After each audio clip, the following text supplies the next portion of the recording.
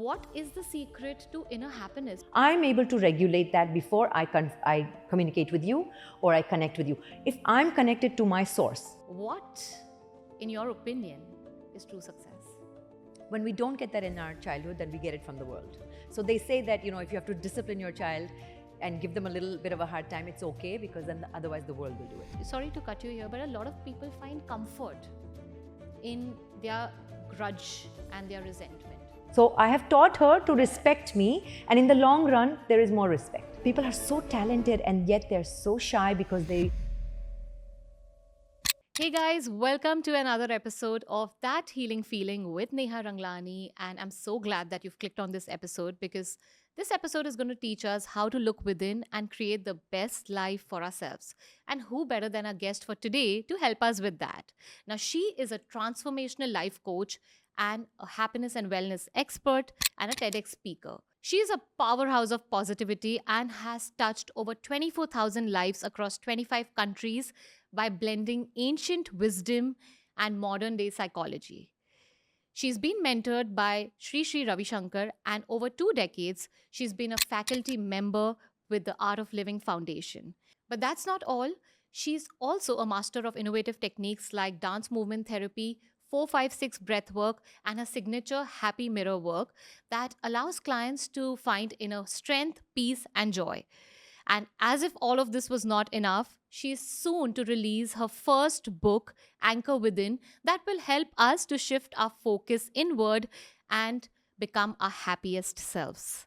Joining us today is our guest, Leena Gupta. Welcome, Leena, and thank you for being a part of my show. Well, I'm very happy to be here, Neha. So, Leena, tell me, you're a transformational life coach and a wellness expert, and you are somebody who focuses on inner happiness. Absolutely. So, what led you on this path of being a transformational life coach? How did the journey unfold for you? Yeah, I think like everybody else, we have transformations in our life, and we have pivotal moments, and we have epiphanies. And I think mine came when I went crashing down and hit the floor. And then I looked up and said, God, if you want to drop me so low that finally I see the light above, So I think that transformation is a part of our lives. I don't think it's something that we're trained to adapt to, any change for that matter. So when it happened in my life, it made me, let's say, create a lot more muscles of adaptation, resilience, being able to see a broader picture. So I think those are some features. But yeah, there's a journey behind all of our transformations.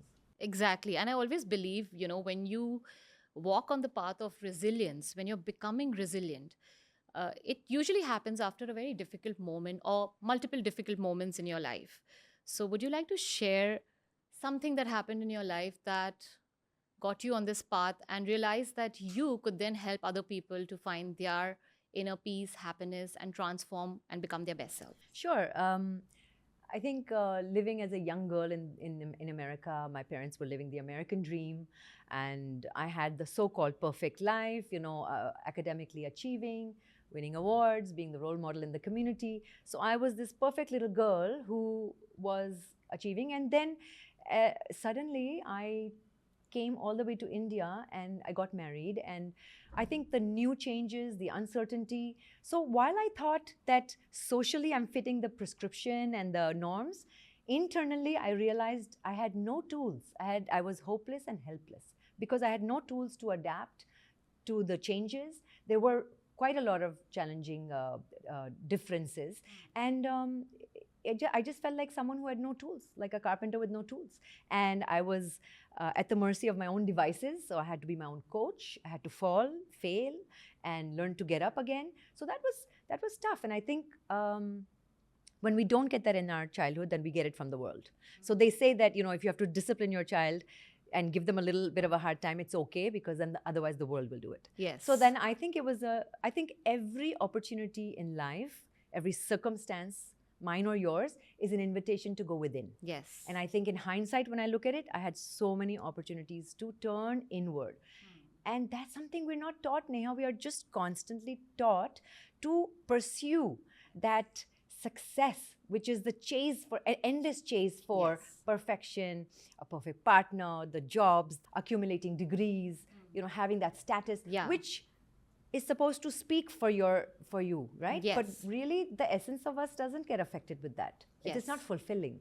So I think these are the things that I learned along the way. Yes. You rightly said, we are always chasing something external. We want the name, the fame, the money, the success. And we usually measure success with the amount of wealth we have or how glorified our life is. But what, in your opinion, is true success? Oh gosh, I would have to quote my mentor, Shri Ravi Shankarji, and he says, an unshakable smile. That is success. Because someone who has everything, and let's say they lose everything, once they know who they are and they have the internal blueprint in their mind, they can recreate it again. Yeah. They can make sunshine wherever they go, but it's your state of mind that decides the quality of your life. And that's why I focus highly on working on the inner engineering, the inner works, so that we navigate from a place of strength, stability, resilience, happiness. It's not out there. Our five senses trick us into thinking that there's pleasure out there, and it might be momentary, but the wise will tell you that what is helping you for the long-term comfort, and are you willing to go through the short-term distress for the long-term comfort? I think that's worth cultivating. Yes, and I think everyone today is chasing happiness. We all want to feel happy. So I was reading this beautiful book by Sir Shri. It's called The Source. And he has beautifully written that everything that we desire in life, ultimately it's because we want to feel one or all three of these emotions, which is love, peace, happiness. So it could be a car, it could be marriage or a relationship, or it could be any material thing that you desire in life. But ultimately, what is it that you want to feel after you achieve it? It's one of these three emotions. And we're constantly chasing everything outside to feel happy. And we definitely don't want to feel sad. We don't want to face our negative, I wouldn't say negative, but we don't want to face our heavy emotions because they're too dark for us. But then, what is the secret to inner happiness, which you train your clients for? I would love to know. So I have a two-part answer for you. One is that anything that is transient, temporary, fading, which is beauty, our material possessions, people, right? That's externally, they're not going to be there forever. So we are chasing something that's constantly changing. What we want to feel is the changeless, which is the inner child within you that doesn't age, and that reservoir of talent, potential, which is inside, which is infinite. Everything externally has a time life, a shelf life, and can change, which we don't really like. But when you turn inward and you tap into that reservoir, you are with the infinite, you are with the collective consciousness. And that takes going, that's a journey I talk about in my book about how to go within. The second part is we have to realize that we have been taught that we need to get approval, permission, and acceptance externally to feel validated. Yeah, the external validation, right. So this is a big trap. It's not our fault. So we shouldn't go into self-blame. This is the way culture has shaped us to keep us small and where we are. Because let's understand that when we feel insecure, small, not good enough, industries thrive. Yes. Pharma, beauty. So many industries thrive to keep us small so that we are wanting more, desiring more. The latest trends in fashion, the last season's fashions are over, now the new. So they keep us unsatisfied all the time. It's like, culture has asked us to fit into that square hole with a round peg. Now, if you're round and you have to fit into that square, it's going to make you miserable. Absolutely. So the spirit shrinks, and in order to please, in order to impress, be accepted also. To impress, we shrink ourselves, we dim our light, we camouflage ourselves, we want to fit in and just be a part of that whole collective. And belonging is a natural feeling, but where you lose yourself in the process, that's a very dangerous thing. And I think that we have to be aware of that. Yeah.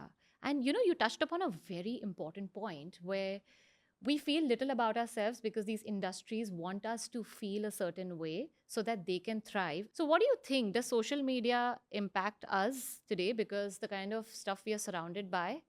Is that affecting our inner worth? Absolutely 100%. Because one is that with the digitalization, isolation, working from home, there is less contact. So you're missing that human touch, that connection. Today, you and I are talking. There's a vibration, there's a feeling, there's a conversation. When you're looking at a screen, half the time people are zoned out. So that one part is also very disturbing. Second part is that there's too much comparison and a projection of the perfect life, the perfect time, the perfect feeling, the perfect person. And that is not real life. So it creates a lot of depression, creates a lot of aggression. And that's what we're seeing in youngsters today, is that they are feeling the FOMO. And that definitely erodes the self-worth. And we have to... so I wouldn't say let's stay away from social media. At my time, it was MTV. It could be HBO. The point is, how do you regulate? Whatever comes across in your life, whatever you come up with, how do you regulate it? How do you moderate it? You will only know if you know yourself.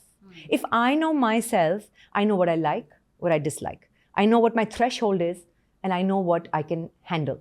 Now, beyond that, we get greedy with our senses to see more, to absorb more, to take in more information without understanding who we are and what is it that we want and what values do we stand for. We don't know ourselves. And then we want to know so much more. I want to know, how do we know ourselves? How do we work on that aspect of knowing ourselves better? So that's something that not everybody likes to do, not everybody can do, but it's something we can cultivate. Is solitude, is spending some time with yourself.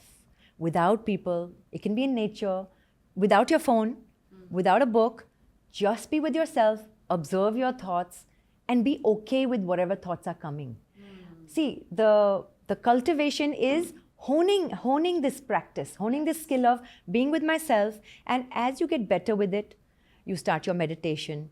And once you start meditating, you can start distancing yourself, become a witness to your events rather than getting the emotion attached. So once we start disrupting our thoughts through breath work, meditation, isolation, just solitude, we create space around those bombarding thoughts that are linked. And so when we do that, when we create that space, slowly the space becomes wider and wider and wider, and we become more distant and distant. And like watching a movie, these are frames that go by without affecting us. We need to become strong within ourselves so that we can see the moving picture around us without getting entangled.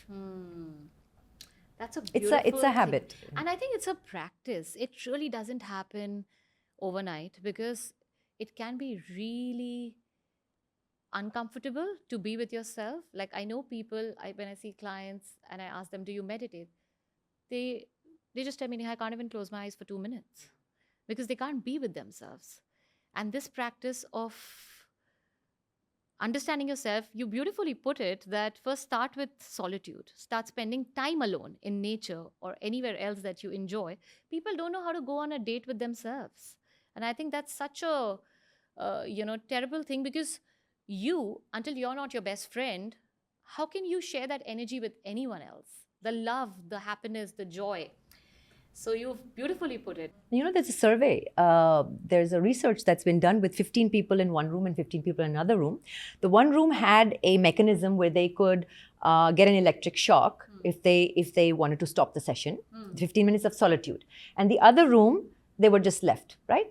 The people who had the opportunity to press and get a mild shock would rather do that than to spend 15 minutes with themselves. Oh my God. Over 75% of them in that room did that.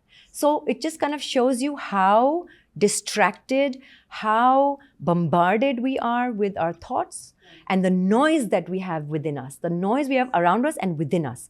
So how can we hear that intuition within? So, Neha, what's really important is that as children, we were never encouraged to explore ourselves or our individuality.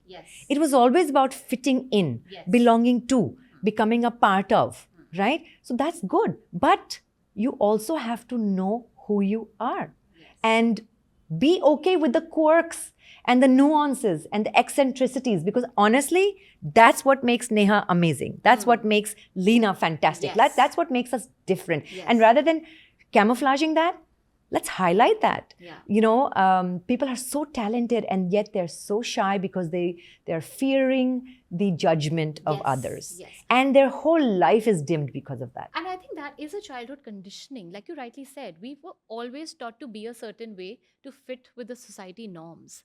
But we were never told that you're okay as you are. That you're whole. Because वो क्या बोलेगा और ये क्या बोलेगी और society क्या बोलेगी अगर आप ऐसा करोगे तो and that is what we been brought up with and that's what has shaped our subconscious, and I think that's how we are operating. So it's autopilot, right? We are just moving in one direction, not understanding that once we learn ourselves better, I think there's so much that we can do good for the world. Right? Yeah, absolutely. It's a step-by-step process. And, when we don't know ourselves, what do we end up doing? Wearing false masks for everything. False masks with false relationships, with false, encounters, because we are crushing our spirit to be something else, to be someone else. And that is, it's miserable. It's like not breathing from within, you're not taking that breath of fresh air. You're always conscious, and you're always there's always a resistance inside. And that's why a lot of people, have you noticed, when they get older, they're so accommodating and so people pleasing and so saying yes all the time, that ultimately by the time they're older generation, they let off their steam and they just go bitter. They are upset, they're angry, and they vent. They're always frustrated for some reason. They're just because they've been holding it. They've been holding their authentic selves captive for the longest time. Right? And that's, like I said, it's not anyone's fault. This is culture. But it's time to wake up. It's time to have that awareness and say, you know what, now I have tools and techniques. My biggest mission in my transformational life journey with my clients is to provide them tools and techniques so they have support. Because I remember in my case, when I felt hopeless and helpless, I wish I had the tools, some kind of GPS, maybe a mentor, someone to guide me who has that aerial view, who can see everything because they've been experienced, to guide me. And today, that's what the role of a coach is to be that GPS, or that spiritual mentor, is to be that GPS and provide support, not to be a crutch. And I emphasize this. I don't want my clients to be with me forever, because I want them ultimately independent, thinking for themselves. And my job is to ask them the right questions so they come up with their own solutions. I don't want to tell them what to do, because I'm a crutch then. Absolutely. It's about helping them discover their own wings. And you mentioned wings. This is something so pertinent, and I mention it in my book. We are sometimes so eager to help people, our children, our friends, that we actually do them we don't do them a favor, a disservice. Because, like, you see the larvae in the cocoon, and you see it struggling and struggling and struggling for 3 days, and then finally you say, you know what, let me just snip a little hole in it and make it easier for them. Easier. So the butterfly will find its way out, and slowly it does. And then you see the butterfly spread its wings and beautiful span of wings, but the butterfly never flies. Because it could not stretch and push. It could not build the muscles of adaptation. And for me, that was a big epiphany, a big aha moment, when I said, we have to allow people to fall, fail, get up again, and fly. We cannot take that away from them. So as a coach, I have to be very careful that, I'm with you, I'm supporting you, but I'm allowing you to fall and allowing you to get up, knowing that you have me by your side. Yes. You also mentioned that you were at the lowest point in your life, and that's when you realized that the only way from there is upwards and onwards. And what helped you to rise like a phoenix from the ashes, and what helped you to find your way and navigate your way through your troubles and through your pain? So I think I had to learn to reframe everything. And the first thing that helped me, Neha, was, Shri Ravi Shankar ji directly mentored me. We met after 10 years of me facing challenges. And then there were tools and techniques. There were breathwork techniques. There was meditation. So all that, what it did for me was raise my energy levels, which helped me with my awareness, which helped me with my confidence. It's all linked, and which took me more inward towards myself, the goddess within.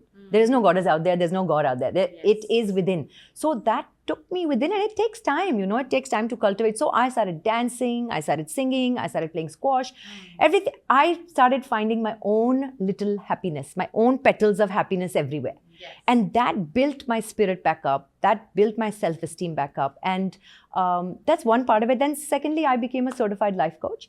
And then I realized that with my theater background, dance background, I started adding more tools, signature tools. And so I developed mindfulness through movement therapy, a different breathing technique, different ways to bring people into meeting themselves. Right. And once you know that you are your own anchor, the world becomes a celebration, because you've got your inner guidance, your inner voice, you've got your own self talking to you. You're your best cheerleader. But that's a process. You have to spend time with yourself and face the demons, reframe pain, reframe fear, because we've been taught this is good, this is bad, binary, and it's not like that. We are a complex organism, and we are connected to so many other people. For that, once you tap into, when you're meditating, you tap into the vagal nerve, and the vagus nerve kindles empathy and also safety within yourself. So when you start feeling safe within yourself, then you are able to take one risk, then another risk, then another risk. That's how the world opens up to you. The world is not doing anything to you. Barring violence, the world is not doing anything to you. Yes, you're doing it to yourself. We are interpreting as per conditioning. We are a bundle of patterns, and as per our myopic vision. We need to broaden that vision, as my Guruji says, we need to broaden that vision and come from a space of strength, stability, and that creativity. How will creativity dawn if you're bogged down with noise and clogged with negative emotions? We need to work on that first. We need to create space for that channel of intuition to rise. And that's when you start feeling, oh my God, I'm a powerhouse. I'm a masterpiece of this creation. Because the creator cannot be wrong. The creator cannot make mistakes. So if I'm a part of the creation, I have to be amazing. Exactly. So when you start realizing that I'm amazing and yet I'm nobody. I'm somebody and yet nobody. That is the perfect balance. So they say a master is the perfect servant. The humility is there. The knowledge is there. It's very beautiful. It is. It is. I'm loving whatever you're sharing right now. It's so beautiful.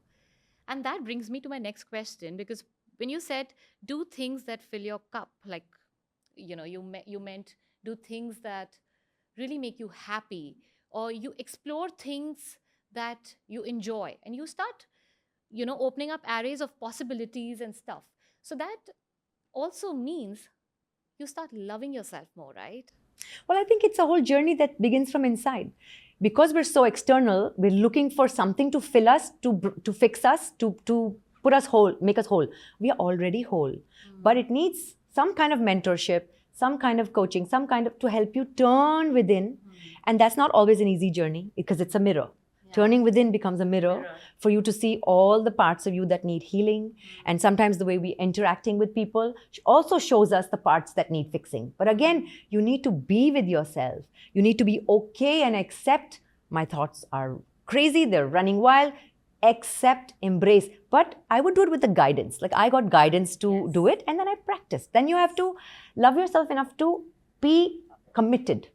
And then you go within, and then it's a journey. But it's a journey where you start, enjoying life from a different perspective, from that inner strength you draw from within rather from outside, which is temporary, not reliable, and could fade anytime. So if someone in your life comes and goes now, you have you. You've got your back. You're your best cheerleader. So you are set. So it's like shedding your skin to uncover your true self, your authentic self. Well, I think we have to take off a lot of masks. Yes. We all have them. And we have to take off layers and layers of our conditioning, of what was taught to us as kids by our parents and in school. But that is something that requires awareness. And once we do that, the winner is the real loser. The one who loses wins. Actually wins. Because we need to de-learn, unlearn, unclutter, declutter, let go, let go, let go. All the knowledge that we've gained. We're taught everything in school. Chemistry, bio, math. Yeah. But why not the life lessons? Exactly. Why not the life skills to handle this mind and emotions, this flirting mind, the emotions which are scattered, which actually, if we could see it in color, in monochromatic color, it'd be all different colors everywhere, and we'd see ourselves. But we have to figure that out. See, meditation is consolidation. It brings the parts of you that are scattered into a whole. So it's a beautiful practice. And I'm not saying meditation is the only way, because I think movement is beautiful. I think whatever you do 100%, whatever you do 100% is meditation. And also whatever you enjoy, right? I mean, it's not necessary if, say, you like dancing and I like singing. If singing makes me closer to myself and brings me closer to my inner authentic self, I can practice singing. And absolutely, likewise, people can do whatever resonates with them, whatever they really feel connected to. Yeah, and Neha, you'll come to know when you try a few things. Yes, exactly. So that's what I'm saying, that when the inner confidence is tapped and that comes up, you're willing to take that risk. Otherwise, you'll do what the herd does. Yeah. You'll do what the team does because you want to be part of it. But once you get that inner faculty working, you're willing to bet on yourself. You're willing to take a risk. So you'll try the guitar. You'll try going out with someone. You won't say it has to be this. And I think we're very stuck with the chronology of life, which is at a certain age I've got to be here, and mid 30s I've got to have the job, the career, the partner. At 40s I've got to have the house, the status. So power, etc. And we are stuck with that. We are stuck with timelines for sure. And I think the youth have it so good, because your 20s and 30s are for exploring, for risking, for failing, for falling. Do all that. Yes. And then take from your beautiful profile of experiences what works for you, what makes you happy. How will you do that if you don't spend time with yourself? Absolutely. So tell me, what are your top 3 recommendations for anyone who wants to practice self-love? So I think there are many, but the top 3 would definitely be creating healthy boundaries, Neha. I need to know my own self-worth, my values, what I like, what I don't like. What are my negotiables, non-negotiables, to be able to tell somebody else how to treat me. If I don't know, it's a flood. But if I channel 2 ends of a river, then the river flows in a direction, right? So when I tell you, Neha, I'm not able to do this, but I can definitely help you in some time, it's telling you that you need to respect my time, and I'm showing you how. So I think that's essential, is to create healthy boundaries, and that again comes with spending time with yourself. Number 2 is praising yourself. Oh my God, why are we waiting for the whole world to praise us? Look at me, call me for that party. Why didn't you say this to me? Why didn't she say good things about me? Why? We are setting ourselves up for disappointment and doom, double D. So why not praise yourself? Why not appreciate the good that you've done? Because, when we tap into the memory of what we've done that made us feel proud, responsible, excellent, it fosters more confidence. So why wait for someone else to appreciate yourself? Right now, Neha, please give yourself 3 great praises.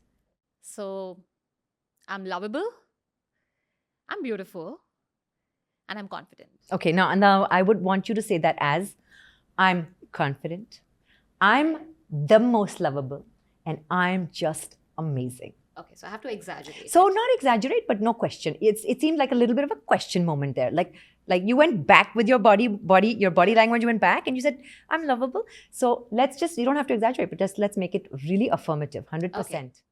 So I'm absolutely lovable, I'm the most beautiful person, and I'm super confident. Amazing.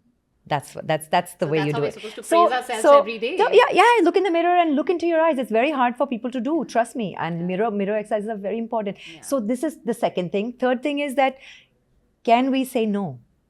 Are we able to say no so that we say yes to us? We are so, especially women, Neha, are conditioned to be the good girls, the yes-saying girls, the accommodating ones. So we get to a point where we shrink ourselves to say yes, but inner resistance builds up so much that we end up getting psychosomatic illnesses, chronic diseases, and we are the ones who suffer maximum amount of autoimmune. It's the women, because we are accommodating all the time with the inner resistance building up, and that creates a fight. So being able to say no so that you can say yes, and when your yes is to others, it'll be more powerful. Then, because they know when she says no and when she says yes, she means it. She's coming from a place of authenticity, reliability, and strength. But Leena, the society we live in does not always accommodate and accept your no very well. And there's a lot of shame and guilt that's thrown on somebody who's trying to say a no for themselves. And choose themselves over anything external. How does one navigate that? Because we are living in an Indian society and we cannot ignore that fact that it is still very prevalent in our households. I think it's not limited to India. I think it's everywhere in the world. Women are conditioned that way, and society in general, right? I think it's a step-by-step process, and that's where the coach comes in. You take, it's about small, everyday steps that you take, baby steps, and then small wins, and you celebrate them.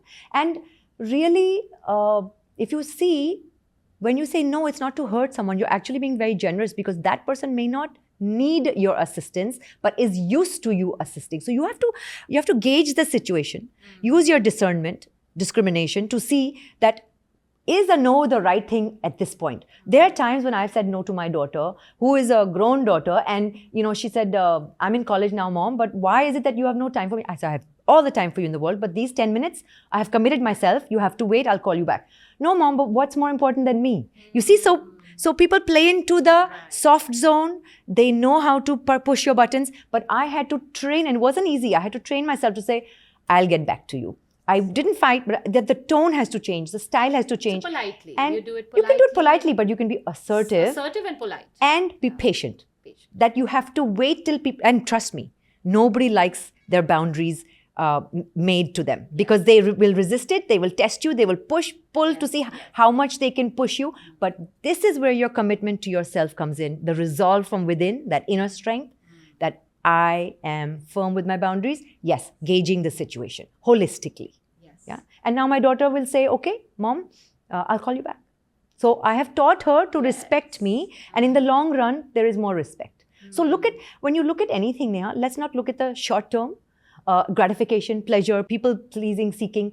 Let's look at the long term, that how will my life shape? How will I be for others? And how about my behavior, my attitude influence others in their journey and for the long run? Right. So we need to take the first step and have the courage to say no. And even if it's not well accepted, it's fine. We still need to keep doing that till we train people around us to treat us in a certain way. Well, or to expect certain things from us. Yeah, so let me put it this way.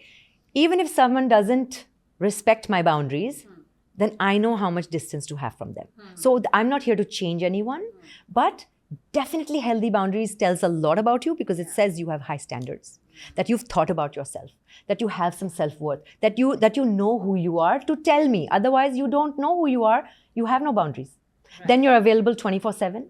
Then you're working, then your colleague comes into workspace and says, oh, I have these personal problems, and you're feeling bad in your inner resistance and you've got commitments and timelines, but you're not able to say anything. This is what I'm talking about, is that fight from within. No, then when you say yes to someone, they know you're going to be undivided, 100% with them. Why give them half-baked version of yourself when you can give them the full top Neha version? Yes, absolutely. So before we move on to our next segment, I want to quickly thank Urban Platter for powering this season of That Healing Feeling with Neha Ranglani. Leena, as an integrative health coach, I focus a lot on relationships as a part of holistic health. Because if your relationships are not harmonious, no matter how healthy you're eating or how well you're exercising, you may not feel that healthy and that vibrant from within because your mind is constantly focused on the disturbances in your relationships. Now, that could be relationship with your partner or family members or even business partners. So how can we establish harmony in our relationships in today's chaotic, mad world? Yeah, absolutely. So many of us are, grappling with the challenges and the chaos of the world today. But, like I said, Neha, the first relationship is with ourselves. That sets the tone for relationships with other people, whether it be your spouse, your colleague, it doesn't matter. So once you know yourself and you have a relationship, that means I know when I'm feeling angry, I know when I'm feeling sad, I know when my energy is low, when my energy is high. I'm able to regulate that before I communicate with you or I connect with you. If I'm connected to my source, I'm more likely to be more regulated to connect with you. So I think the first responsibility is to look after ourselves. That could be a healthcare routine. That could be a good diet, great sleep. These are sources of energy. And if we look after ourselves, and I think that's our prime responsibility, I think it becomes better with other relationships because you have self-referral. You have your gut. You have your inner voice talking to you at all times saying, this is good, this is not good. But for that, we need to create the awareness, solitude, listen, right? Listen. Do you have so much noise in your head that you can't even listen to what your gut is saying? So then take care of that. That's your responsibility. And to achieve harmony in relationships is, honestly, first let's just accept ourselves. Are we perfect?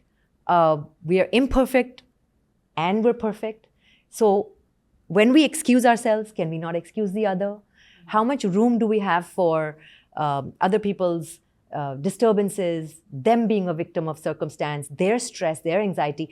I always say I have this 80-20 trash can rule.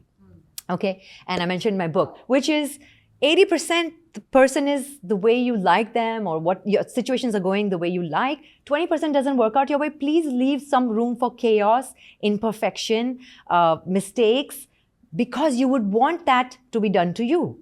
You would want someone to have that compassion for you. So I think whatever we want from the other, let's imbibe that, live it, be it, breathe it, feel it, sleep it. We need to embody that before we have any list for anyone else. And when people say 50-50 partnership, whether it's work or relationship, marital, etc. What is 50-50? Are you binary? Yes, no, half? No. Sometimes you're 20 and I'll cover for you and you tell me, honey, I'm tired today. So, okay, I know that 80 is my job today. If I'm 40 and I tell you, Neha, wow, it's been a cracker of a day and I just need someone to talk to. So that I think the important part is communication. Yes. And that fostering the trust.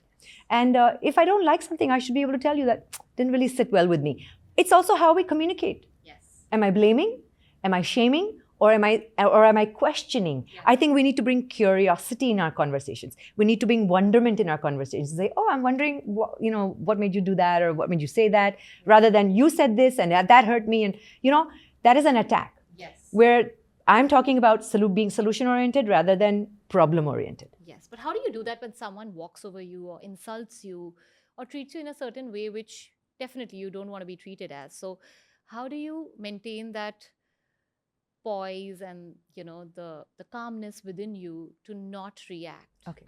So Neha, right now, if I call you a donkey, do you become one? No, I don't. Right. And now we are in a removed situation. So you're very distanced, right? Yes. But it's a loved one or someone close to us. All those buttons get pushed. Yes. But that is why I'm saying that who are you? First, know who you are. You're your best cheerleader. And when you know that you are a contributor to this world, you have purpose and meaning, you're valuable, and that you're nobody at the same time, then how can someone's words, which are temporary, a few vibrations, let them pass?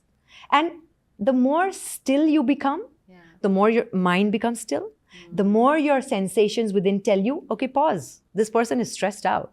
There's compassion. Yes. There's like, oh no, you know what? They've had a bad day. Yeah. No problem. That, it's not about me. It might be about them. So I'm going to listen. If there's something in it for me to learn, great. Otherwise, I'm just going to drop it. But that strength will come when you're with yourself. You have to do the inner work. The inner work is required. So you basically look beyond the person's actions and probably see them with an eye of compassion and love, because they're coming with a certain sense of baggage or something that's troubling them and bogging them down, and that's why they're behaving the way they are behaving. Well, we don't know why they're behaving the way they are, but is there room for me to learn something from it? Can I grow from this? Is this person stressed out? Let's evaluate it from many lenses, not one lens. Because we would want other people to be compassionate with us. Now, if someone is insulting me and I know that's the way they are, I have to armor myself. I'm not here to make you my pet project. Yeah. I have to armor myself, my mind. That's why a wellness routine in the morning is the best thing you can do for yourself, whether it's running, dancing, meditating, jogging, journaling, whatever, because it armors you, gives you positive vibes, your affirmations. It sets you up for the day. It gives you resilience, confidence, and inner strength. What is Leena Gupta's typical morning routine like? Yeah, so I get up and I start with exercise. So I go from exercise to rest. So I start with, it could be a walk, it could be a gym workout, anything that is activity, where my endorphins are going and I am totally in the moment, enjoying whatever I'm doing. Then I go to doing pranayams, my breath work, and then I fall into a meditation. I do a 20-minute meditation. And during the day, if I feel there's something going on, because I'm also looking inwards to see what's going on, I check in with myself. Every few hours or even 2 hours, I check in with myself and say, how are you doing? What are you feeling? Are you okay with this? What do you feel about this? So I'm asking myself that, do I feel good? Does this make me feel strong? Does it make me feel comfortable? Does it make me feel safe? And do I like it? Sometimes we have to train ourselves to like it, and I write it down. I jot this stuff down. And at night, again, there's a cool down ritual because, you've spoken to people, there are impressions, there are conversations, and I want to declutter. So for me, again, a 20-minute meditation and connecting with friends, listening to music, dancing, just being that inner child that wants to come out and feel free. I ask myself, how free are you feeling? That's my gauge every day. How free am I before I go to bed? Wow. Or what am I taking to bed with me? Yeah. What are you holding on? What's blocking you within? I think you've said a very, very powerful point here. Guys, make a note of it, because I think we all can ask ourselves at night before we go to bed, what is it that we are holding on to and that's not letting us be free? And I think that will give us a lot of answers and help us shed a lot of baggage and weight that we are carrying of the day on us, and sleep like a baby and wake up like a fresh flower. Yeah, absolutely. And I make a list of whatever I need to do the next day. I just write it down. So it's kind of gone into the subconscious. It's kind of been programmed.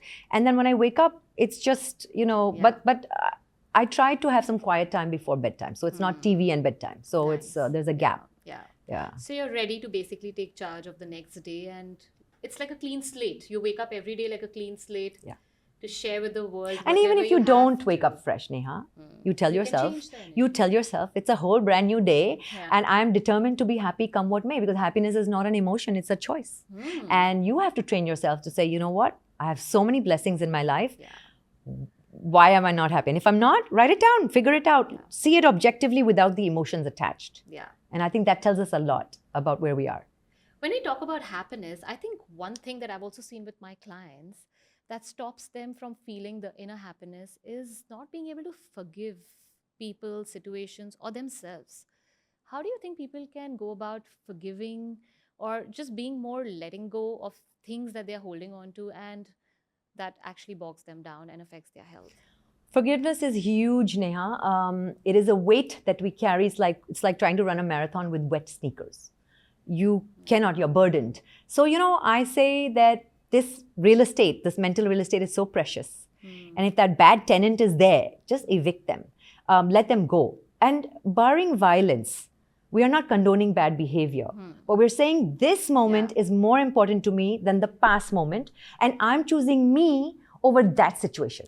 But a lot of, sorry to cut you here, but a lot of people find comfort in their grudge and their resentment.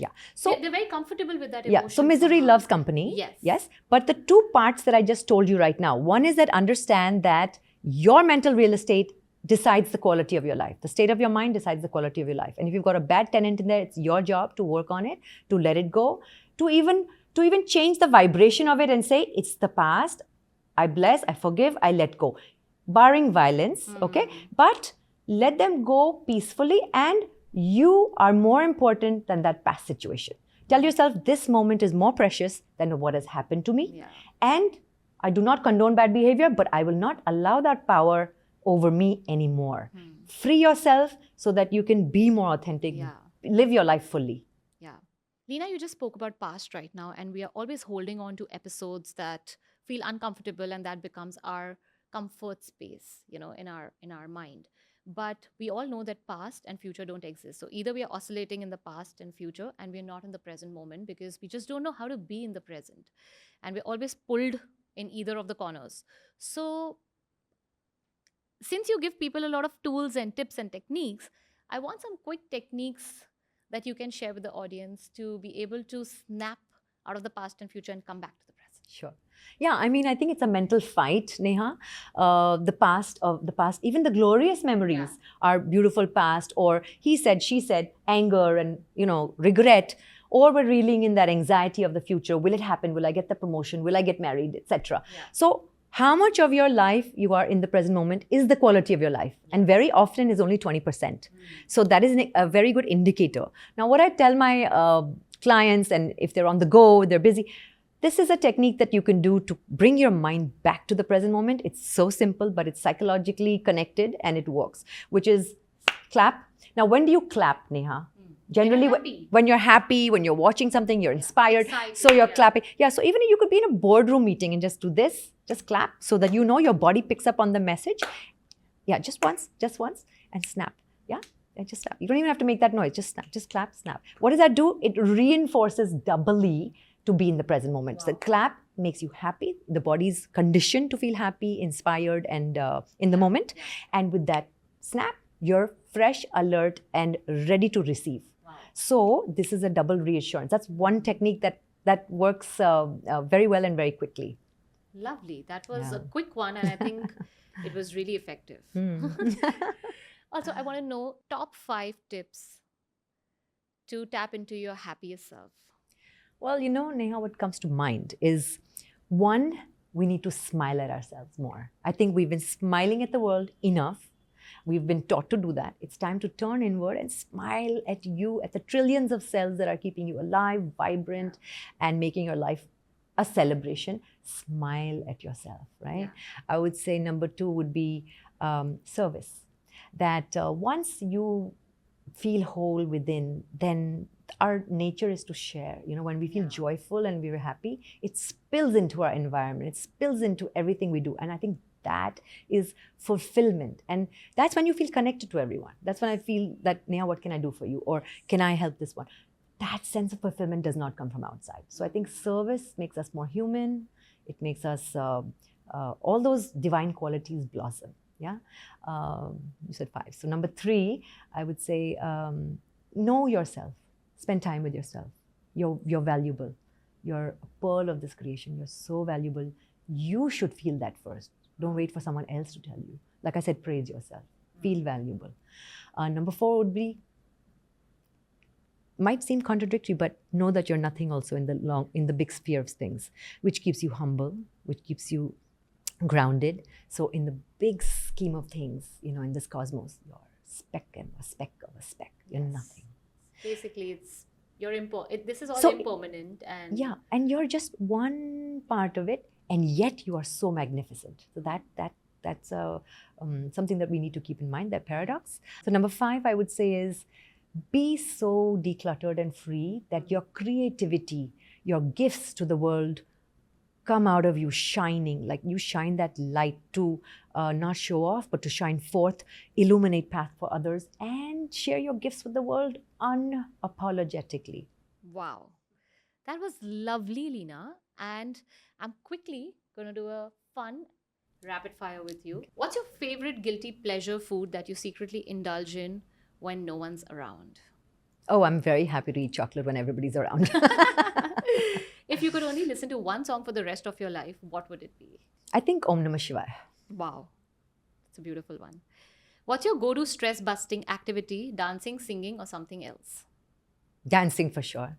Okay. If you could trade lives with someone for a day, who would it be and why? Nobody, because I'm meant to be here and I'm part of divinity, and divinity cannot be wrong. I'm meant to be right here with you right now. Amazing. You're stranded on a deserted island and you can bring only one thing. What is that thing going to be? Me. But you are the essence of me. Okay. If you had to choose between never accessing to social media again or never having chocolate again, which would you give up? Social media. Social media. Okay. The chocolate is so important. It's fine. It's fine. Yeah. Okay. What's the most spontaneous thing you've ever done? Spontaneous? Jumped out of a window. And where did you land? On the grass. Really? Fall off a horse. So many things. But spontaneous, fall off a horse, like intentionally? As in training. Okay, yeah. Okay. You didn't get hurt, I'm hoping. No, I was taking riding lessons. If you had a superpower for a day, what would it be and how would you use it? The superpower is to be connected to my essence, which is connected to the rest of the world. And if I can maintain that, that's my superpower. Okay. What's a quirky habit you have that helps keep you grounded? I jump. Oh, wow. I just jump around. like a little kid. That's sweet. And finally, if you could give just one piece of advice to your younger self, what would it be? Oh my God, stop the fear. Just let go. Take a bet on yourself. You're worth it. Leena, you're also very soon to release your first book, Anchor Within. I need to know more about it. I'm so excited. You know, Neha, we've never been taught to explore our individuality, like I said, and explore who we are and even accept who we are, right? The whole chase has been for outer validation. And I think it's essential today, not even an option, essential today that we turn inward and start anchoring into that essence of who we are, understand who we are, know ourselves, and then operate from that knowing, that inner strength, stability, and superpower, like you said. You know, when you embrace that, your flaws, your nuances, your incongruencies, then you're able to accept other people, right? There's more compassion. When you have compassion for yourself, you can be more compassionate with others. So knowing yourself is very important. And I tell you in the book how, step by step, to turn inward, start smiling at yourself, take a deep dive within, and anchor into that reservoir, which is infinite and non-changing. Wow, and when is it releasing? Well, we're waiting for Penguin to release it in February, so I'm waiting for the dates. Guys, do watch out for Leena's book, which is releasing super soon. And everything that she shared today, she's going to give you some amazing tips and hacks to go within and find your true self, which is what the purpose of our life is. And with that, we are done with a beautiful episode today. And you were amazing. And the pearls of wisdom that you've shared today, I'm sure our viewers are going to take back so much from this. And as a token of gratitude, I want to share a very cute small hamper for you by Urban Platter. Oh, that's amazing. Which has some amazing goodies, and I'm hoping that you'll love them. Yes, thank you It's so all much. healthy, and it's all something that you can use in your day-to-day life. Super, I look forward. Thank you so much. Thank you.